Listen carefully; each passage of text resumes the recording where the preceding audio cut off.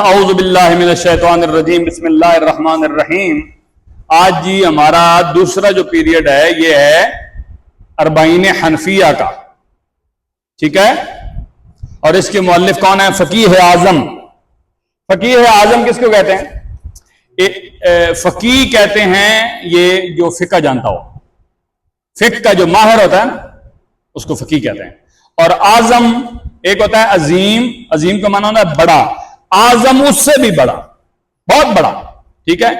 تو فقیہ اعظم حضرت علامہ ابو یوسف محمد شریف نقشبندی کوٹلوی رحمت اللہ تعالی علیہ، انہوں نے ان حدیثوں کو جمع کیا ہے اور اس پہ تحقیق و تصحیح، اس پہ تحقیق کیا ہے بھئی واقعی صحیح، اور تصحیح کوئی غلطی تھی تو وہ محمد فضیل قادری فاضل جامعہ نظامیہ رضویہ لاہور نے کوشش کی ہے۔ یہ جو حاشیے کے اوپر لکھا ہوا ہے نا یہ انہوں نے کوشش کی ہے تھوڑی بہت۔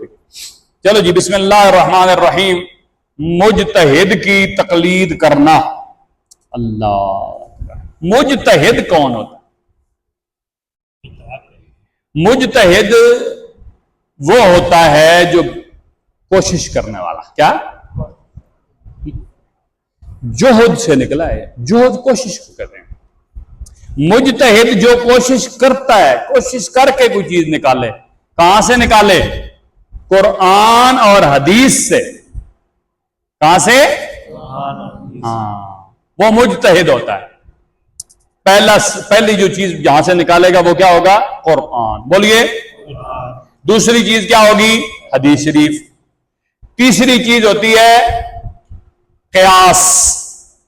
کیا؟ قیاس کہتے ہیں کسی چیز کو سامنے رکھ کے اس جیسا کام کر دینا۔ نہیں سمجھے آپ کو؟ مثال کے طور پر ہم ادھر بیٹھے ہوئے ہیں اور کلاس لگائی ہوئی ہے، ادھر بھی لائن ہے ادھر بھی لائن ہے، میں ادھر بیچ میں بیٹھا ہوں۔ اس پہ قیاس کرتے ہوئے کوئی ٹیچر آئے اور ادھر بیٹھ جائے، وہ ادھر منہ کر لے، ادھر بھی لائن بنا لے، ادھر تو اسے پوچھے بھائی اس طرح کیوں بٹھا ہوا ہے؟ کہ میں نے اس کلاس کے اوپر قیاس کرتے ہوئے اس طرح کلاس بٹھا دی۔ بات سمجھ آ گئی آپ کو؟ ہاں، یعنی اللہ اور اس کے رسول کے جو احکام ہیں ان میں کئی ایسی باتیں ہیں کہ ان باتوں پہ قیاس کرتے ہوئے فقہاء نے کہا ہے کہ وہ اس طرح ہوا تھا نا تو اس لیے اس طرح کر لینا چاہیے۔ سمجھ رہے ہو؟ قیاس۔ چوتھا ہوتا ہے اجماع۔ کیا؟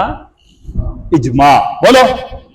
ہاں، اجماع کہتے ہیں جس پہ بہت سارے فقہاء، بہت سارے مجتہد، بہت سارے علماء، بہت سارے بڑے کسی ایک بات پہ مجموعہ ان کا ہو جائے، جمع ہو جائیں، اجماع ہو جائے کہ یہ بات اس طرح ہے، تو بس پھر اس بات کو ہم لے کے فالو شروع کر دیتے ہیں۔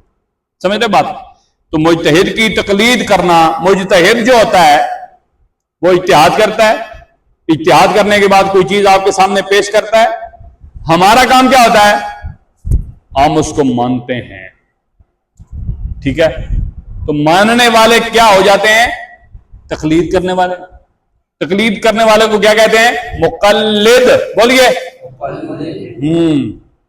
ہم کیا ہیں؟ مقلد۔ تو ہم جو ہیں جس امام صاحب کو فالو کرتے ہیں، جس ہستی کو فالو کرتے ہیں، ان کا نام ہے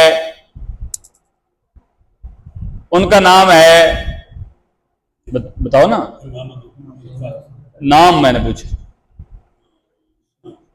نعمان۔ کیا نام ہے ان کا؟ نعمان۔ ان کے والد صاحب کا نام تھا ثابت، تو نام ان کا ہم اس طرح لیں گے، حضرت نعمان بن ثابت۔ ابو حنیفہ ان کی کنیت ہے، امام اعظم ان کا لقب ہے۔ امام اعظم لقب، ابو حنیفہ کنیت، نعمان ان کا نام، اور ان کے والد صاحب کا نام ثابت تھا۔ ٹھیک ہو گیا جی؟ زیادہ تر کنیت جو لوگ رکھتے ہیں وہ رکھتے ہیں اپنے بچوں کے نام پہ۔ میری کنیت کیا ہے پتا کسی کی؟ تجھے کی دسو بھیج کے ان کو پڑھنے ہیں۔ ایک منٹ اس کو۔ السلام علیکم ورحمۃ اللہ جی، ادھر آؤ سرکار، مسجد نہیں آؤ۔ امام اعظم لقب ہو گیا، میری کنیت ہے ابو الحسان، کیا؟ حسان کا ابا۔ ہمارا ایک صاحبزادہ تھا جس کا نام تھا محمد حسان، فوت ہو گیا تھا 6 مہینے کے بعد، تو اس کے نام پہ میری کنیت ہے، ٹھیک ہے؟ تو اس طرح، لیکن امام ابو حنیفہ کی کوئی حنیفہ بیٹی نہیں تھی، ٹھیک ہے؟ وہ اس پہ پھر کبھی تفصیل سے بات کریں گے، ابھی ہم اس پہ آتے ہیں۔ مجتہد کی تقلید کرنا جی، حضرت سیدنا، لفظ کیا ہے؟ سیدنا، بولو ہاں، ہمارے سردار معاذ ابن جبل سے روایت ہے کہ جب ان کو رسول اللہ صلی اللہ علیہ وسلم نے یمن کی طرف قاضی بنا کر بھیجا تو فرمایا کہ جب تجھے کوئی معاملہ پیش آئے تو تو کیسے فیصلہ کرے گا؟ یہ آپ نے اس حدیث کو یاد کر لینا ہے اور اپنی زندگی کا فیصلہ اس کے مطابق کرنا ہے آج کے بعد۔ عربی پڑھتے ہیں فی الحال، ذرا اس کو عربی آپ تھوڑی صرف نہ پڑھ لو نا توجہ سے، پھر آپ سے عربی پڑھوائیں گے، ماں تو کوئی جان نہیں کل بھی لگ۔ اچھا جی، حضرت سیدنا معاذ بن جبل رضی اللہ تعالیٰ عنہ سے روایت ہے کہ جب ان کو رسول اللہ صلی اللہ علیہ وسلم نے یمن کی طرف قاضی بنا کر بھیجا تو فرمایا کہ جب تجھے کوئی معاملہ پیش آئے تو کیسے فیصلہ کرے گا؟ حضرت سیدنا معاذ نے عرض کیا، میں اللہ عز و جل کی کتاب کے ساتھ حکم کروں گا، یعنی میں قرآن سے فیصلہ کروں گا، لوگوں کو قرآن سے حکم دوں گا، سمجھ رہے ہو بھائی؟ اللہ کا یہ حکم ہے، اس طرح کرو۔ آپ صلی اللہ علیہ وسلم نے فرمایا اگر اللہ عز و جل کی کتاب میں تو اس کا حکم نہ پائے تو پھر کیا کرے گا؟ انہوں نے عرض کی، رسول کریم صلی اللہ علیہ وسلم کی سنت کے ساتھ فیصلہ کروں گا، ٹھیک ہے جی؟ آپ صلی اللہ علیہ وسلم نے فرمایا اگر تو رسول اللہ صلی اللہ علیہ وسلم کی سنت میں بھی اس حکم کو نہ پائے تو پھر کیا کرے گا؟ انہوں نے عرض کی، میں اپنی عقل اور رائے کے ساتھ اجتہاد کروں گا اور طلب ثواب میں کمی نہ کروں گا۔ سیدنا معاذ رضی اللہ تعالیٰ عنہ کہتے ہیں پھر رسول کریم صلی اللہ علیہ وسلم رؤوف الرحیم نے فرمایا، ہم نے میرے سینہ پر ہاتھ مارا، جو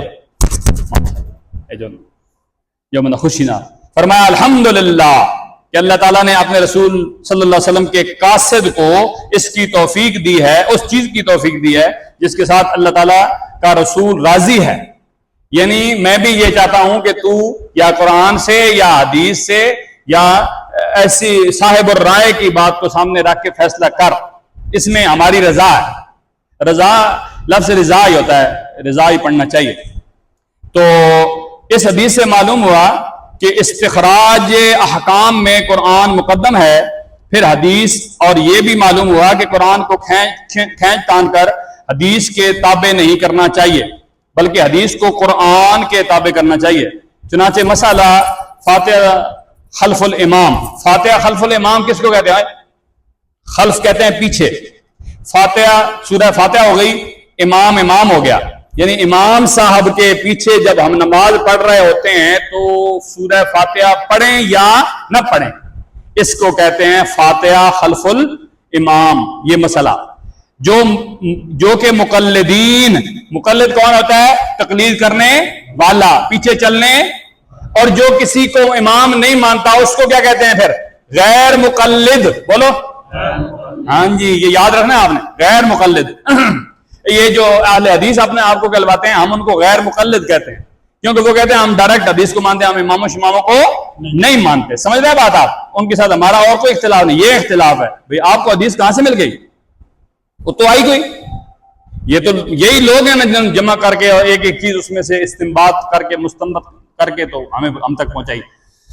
تو ائمہ شریعت کے پیروکار اور غیر مقلدین تقلید کا انکار کرنے والے کا متنازع فی یعنی باہمی جھگڑا مسئلہ ہے، اس میں پہلے قرآن دیکھنا چاہیے۔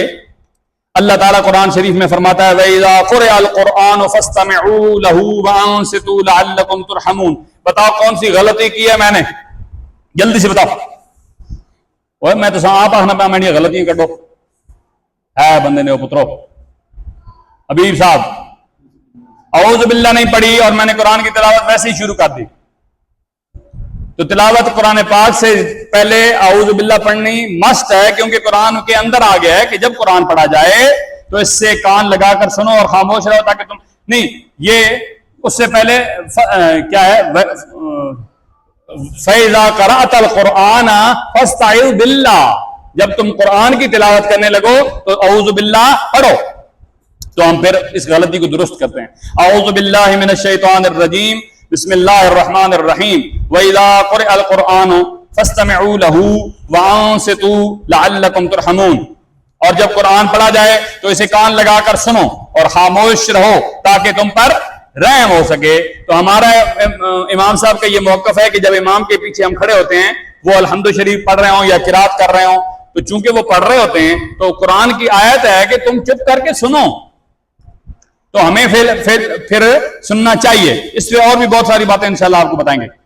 اور حدیث نمبر 2 میں آیا ہے کہ اس کی نماز نہیں جو الحمد نہ پڑھے، لا صلاۃ، اس کی نماز نہیں ہے الا بفاتحۃ الکتاب، جو ہے نا سورہ فاتحہ نہیں پڑھتا اس کی نماز ہی کوئی نہیں ہے. ہم اب ہمیں حدیث کو تابع قرآن سمجھنا چاہیے. یہ حدیث امام اور منفرد کے لیے ہے. منفرد کس کو کہتے ہیں؟ اکیلا. کس کو؟ ہاں، جب آپ نماز پڑھ رہے ہوتے ہو نا اکیلے تو کیا آپ بولو گے ہم منفرد نماز پڑھ رہے ہیں، اور جب جماعت کے ساتھ ہوں گے تو جماعت کے ساتھ. اچھا جی، مقتدی کے لیے نہیں ہے. یعنی جب آپ منفرد پڑھ رہے ہو، نماز اکیلے پڑھ رہے ہو، تو اس وقت آپ نے سورہ فاتحہ بھی پڑھنی ہے اور قرات بھی خود کرنی ہے. ٹھیک ہو گیا جی؟ اچھا بس اس کو تھوڑا سا پڑھتے ہیں، کچھ مہمان ہیں تو پھر ٹائم بھی جلدی ہو گیا انشاءاللہ. آگے جی، مقتدی کے لیے نہیں. اسی طرح آیت اور حدیث میں تطبیق ہو جائے گی. تطبیق کس کو کہتے ہیں بھائی؟ مطابقت. کیا؟ یعنی ایک دوسرے سے ٹکرائیں نہیں بلکہ وہ ایک دوسرے کی طرح ہو جائیں. ان کو قرآن کی آیت اور حدیث کو سامنے رکھا جائے تو یہ نہ ہو کہ حدیث ٹکرا رہی ہو. بھائی بالکل قرآن کی جو ہے آیت، حدیث بالکل اس کے مطابق ہے. تو جب آپ اس طرح کہو گے نا کہ جب امام صاحب کے پیچھے ہوں تو آپ نے چپ رہنا ہے، جب اکیلے پڑھ رہے ہوں تو پھر چپ. سمجھ گئے؟ اب مطابقت ہو گئی نا ان کے درمیان. اچھا جی، یہ آیت کافروں کے بارے میں ہے، حالانکہ کسی حدیث میں اس کا نزول کفار کے بارے میں نہیں آیا. یا یہ کہیں کہ قرآن سے مراد آیت میں الحمد کے آگے سورت ہے، یا یہ کہیں کہ استماع یعنی کان لگا کر سننا اور انصات خاموش رہنا کہ یہ معنی ہے کہ اونچی نہ پڑھو وغیرہ وغیرہ. تو اس صورت میں قرآن کو حدیث کے تابع کرنا ہے. یہ حدیث مذکور کے خلاف ہے. آج ہم اپنی کلاس کو ادھر ختم کرتے ہیں. ٹائم بھی تقریباً ہو چکا ہے لیکن کچھ مہمان آ گئے ہیں. تو وَفَوِّضُ أُمُورَنَا إِلَى اللَّهِ إِنَّ اللَّهَ بَصِيرٌ بِالْعِبَادِ فَاللَّهُ خَيْرٌ حَافِظًا وَهُوَ أَرْحَمُ الرَّاحِمِينَ وَآخِرُ دَعْوَانَا أَنِ الْحَمْدُ لِلَّهِ رَبِّ الْعَالَمِينَ.